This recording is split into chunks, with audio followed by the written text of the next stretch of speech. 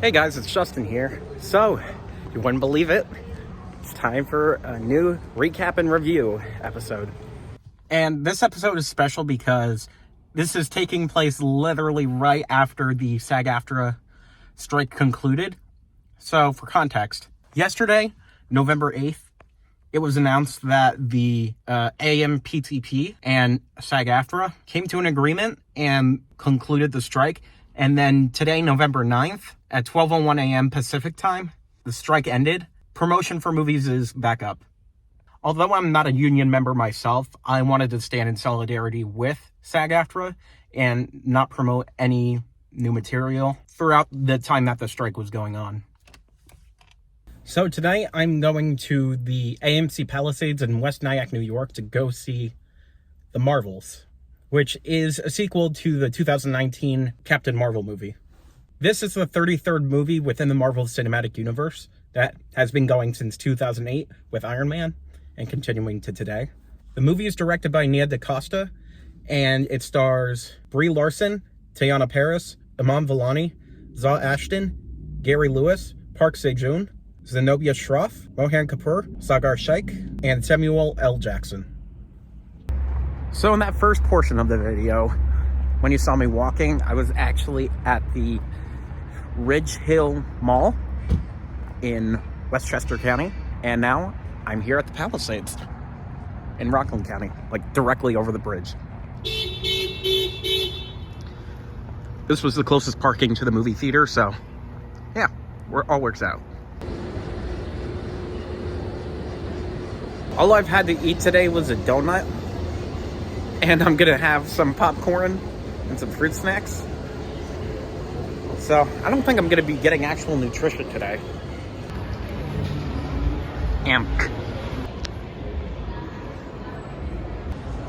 We got all the Marvels here.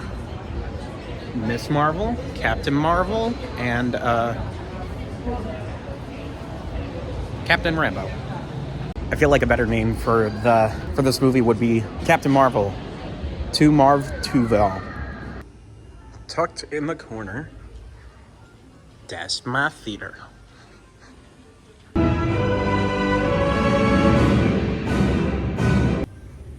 So the movie's finished now, and I'm gonna go get something to eat.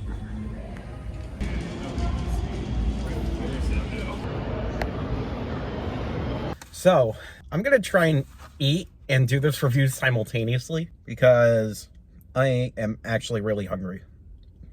Alright, so first I'll show you what I got. At Chipotle, I got a carnita bowl with white rice, pico de gallo, sour cream, cheese, and lettuce. It's actually not too bad. I like it. If I'm not careful, this might end up turning into a food review. So, following the events of the first Captain Marvel movie, Dar-Benn is looking to restore natural resources to her home planet of Hala. But because of this, she ends up opening jump points, which can't be closed. Normally in Marvel Cinematic Universe, jump points are used as means of transportation. So like a spaceship flies over one planet and then a hexagon shape just kind of opens up. And that's usually how ships fly through space. But Dar-Benn uses this as a form of transporting resources from one place to another. And so Nick Fury calls on Monica Rambeau and Carol Danvers separately to go figure out the situation and see what's going on. And then meanwhile, Kamala Khan is in her bedroom at home. And then the bangle that she wore in the TV show starts glowing. So then she's figuring out what is going on here. And then meanwhile, Monica and Carol are both like, what is this strange energy? So they both try to touch it. And then the three of them simultaneously just get zapped. And wherever the other one was, takes their place. So Carol ends up in Kamala's bedroom. Kamala ends up where Monica was. Then Monica ends up where Carol was. You got that? Good. It's so silly. So then Nick Fury and Monica decide to visit Kamala Khan's house and try to figure out what's going on. And Monica is working on a theory which is similar to what I just mentioned about whenever one of them uses their powers, the other one switches into their spot. And that theory is confirmed when Carol appears once Kamala touches her Bengal, flies backwards into a kitchen table, and then she's like, where am I? Then once she flies off and starts using her powers, Kamala takes her place. Kamala's falling, then Monica saves her. Now, so much noise. So then the three of them decide to stick together, and they go to visit a colony of Skrulls who are refugees on the planet of Tarnax. The Skrulls are then confronted by Darben when Darben wants to take those resources, and all the diplomacy that the Skrulls and Hala had together is just non-existent anymore. So then Carol, Kamala, and Monica help to relocate as many Skrulls as possible, but the efforts didn't really go through as they hoped. So then Darben uses the resources from Tarnax to give air to Hala, and that's what sets the rescue efforts in motion.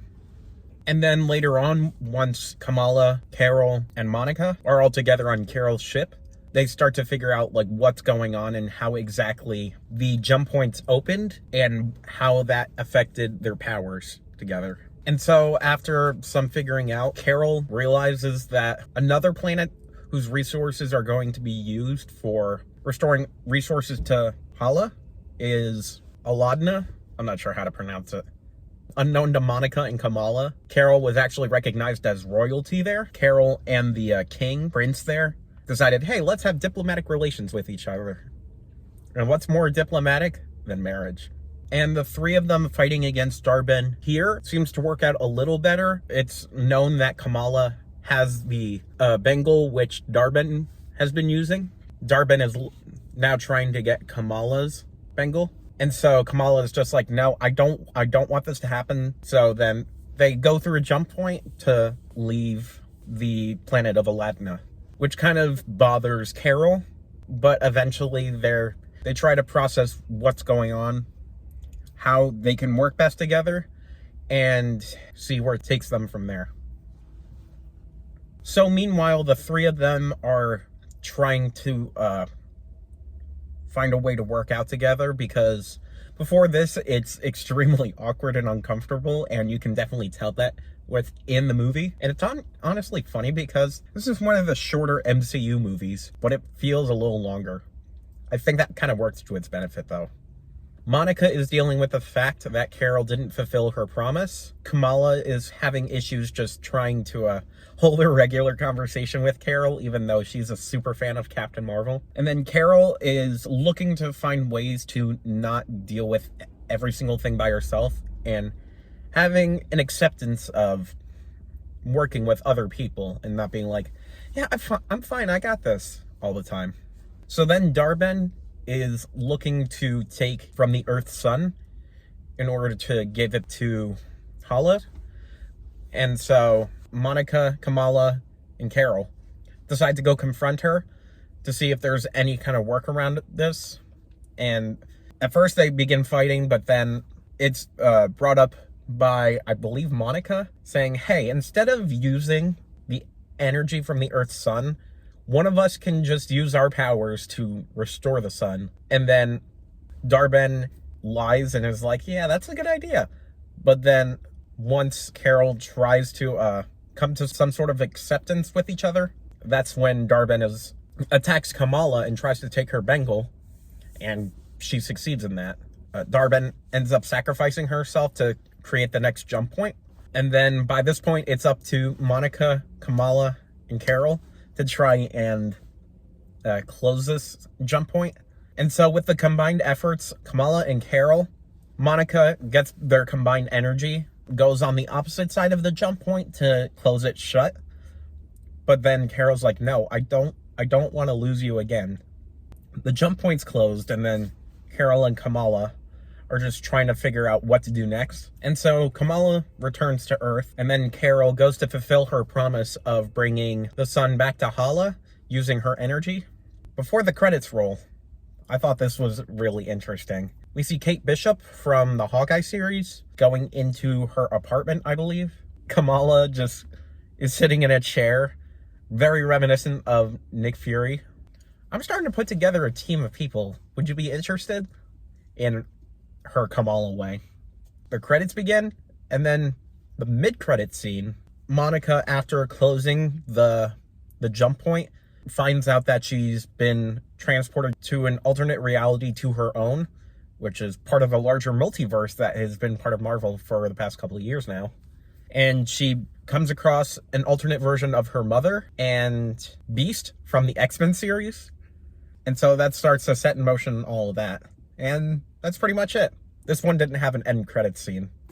Oh, that was a lot to get through. So, some surprises from this movie. The return of Tessa Thompson as Valkyrie from the Thor movies. Since she's the, I believe, king of New Asgard, she takes the Skrulls as refuge and brings them to New Asgard.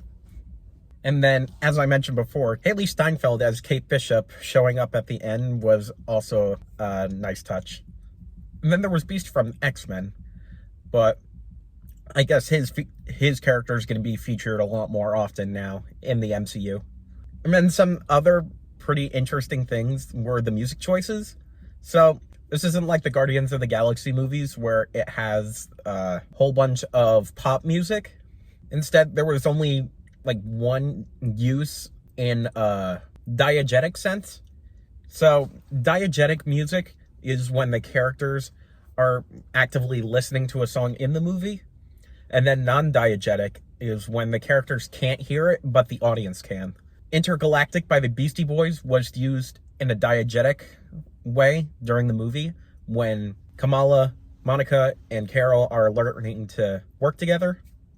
And then at another point in the movie, the cat Goose, it apparently laid eggs around the ship that Nick Fury was using. And these cats are called flurkins because they're like cats with octopus tentacles that just kind of reach out and then... And so there was a use of memories from the musical Cats during one of the scenes. And I will admit, I busted out laughing in the theater when I heard it because I was not expecting it, but I feel like it was a nice touch. For the overall theme of this movie, it did have a very lighthearted and silly tone throughout most of it, but when it needed to be serious, it definitely did that. This movie also highlighted that it's alright to work with others and not completely isolate yourself all the time. I'm sure most movies aren't always looking to have some sort of, what did you guys learn today kind of feel like you see in kids' TV shows. But the fact that it was just kind of subtly known, I feel kind of works to the benefit because you can get a sense of that happening within the story without it having to be told directly to the audience. And so, with all that being said, I give this movie, personally, a 4 out of 5. I think it was definitely an improvement to the Captain Marvel movie in 2019, because of the introduction to Captain Marvel so late into the cinematic universe, and especially right before Avengers Endgame, it was just like, wait, another origin story? Okay. To be honest with you, I don't completely remember the Captain Marvel movie. Even as the MCU fan that I am, I just don't really think about it too often. But yes, this definitely did have improvements. And then the chemistry between Teyonah Parris, Brie Larson, and Iman Vellani worked extremely well together. They are 3 incredible actresses, and I sincerely appreciate the work that they put into this. I also want to mention, before I forget, Iman Vellani kind of referencing the first Iron Man movie with the whole, I'm talking to you about the Avengers initiative. I just thought that was so funny because she even tried to imitate Samuel L. Jackson's voice when he was like, I'm talking about the Avengers initiative. I just thought that was a cool touch. I feel like the Iron Man movie now is old enough to have that kind of like, oh, let's take a nostalgic look at this and try to put it through a new perspective, which I always think is a pretty interesting touch. I think that's it. I didn't even get halfway through my food because I was so busy trying to talk. Well, I'm gonna finish that up and then head home. I got like, I believe, an hour until I get home. Palisades is kind of far from my house. I was only here because I was up in Westchester. Anyways, thank you so much for watching, and if you want to check out any more recap and review videos, go ahead and take a look at my channel, and you can take a look at the playlist that'll show up at the end screen. And if you want to check out more stuff like this, or want to keep up with my content, follow me on social media. And with all that being said, thanks for watching.